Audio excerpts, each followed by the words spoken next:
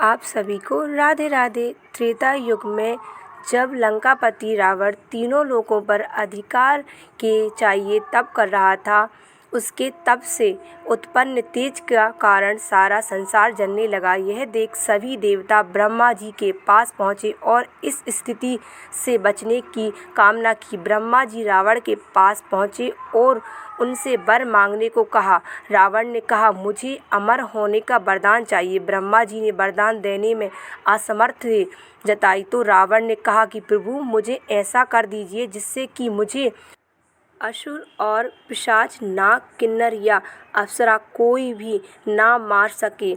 अद्भुत रामायण में वर्णित है कि रावण ने एक बार कहा था, जब अज्ञान से अपनी कन्या पर आसक्त हूँ तब मेरी मृत्यु हो। रावण को यह वरदान देकर ब्रह्मा जी ब्रह्मलोक चले गए। रावण ने मनुष्य द्वारा मारे जाने का वरदान नहीं मांगा, क्योंकि वह मनुष्य को तिनके की तरह समझता था। वरदान पाकर रावण विजय अभियान पर निकल पड़ा। एक दिन वह दंड करने गया में बाहर ऋषि मुनि रहा करते थे। रावण ने उन्हें मारना उचित नहीं समझा, इसलिए वह बोला, हे ऋषिगण, मैं आपको जीतने की ख्वाहिश रखता हूँ। इसके बाद रावण के सैनिकों ने आश्रम से कमंडल को लिया और ऋषियों के शरीर से बाण छुड़कर रक्त निकाला और रक्त को उस कमंडल में रखकर रावण को सौंप दिया।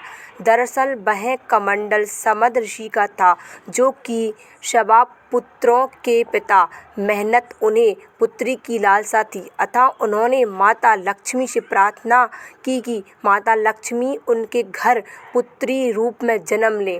गत समय ऋषि ने पुत्री की प्राप्ति की आकांक्षा के साथ दूत को अभिमंत्रित कर कुश के अग्रभाग से कमंडल में रख दिया। यह वही कमंडल था जिसमें रावण ने ऋषियों का रक्त भर लिया था। उसने लंका पहुंचकर वह कमंडल अपनी पत्नी मंदोदरी को दे दिया और कहा, इस कमंडल में विषैला रक्त भरा है, इसे संभाल कर रखना, इसे किसी को मत देना। रावण विश्व विजेता बनने के अहंकार में चूर हो गया था। उसने दानवों, यक्षों, गंधर्वों की कन्याओं का अपहरण कर मंदराचल, विमान और मेरु वन में रहने लगा। मंदोदरी को यह सब ठीक नहीं लगा, उसने मर जाना ही ठीक समझा। अचानक मंदोदरी को रावण द्वारा दिए गए विष से भरे रक्त कमंडल की याद आई। उसने कमंडल का सारा रक्त पी लिया।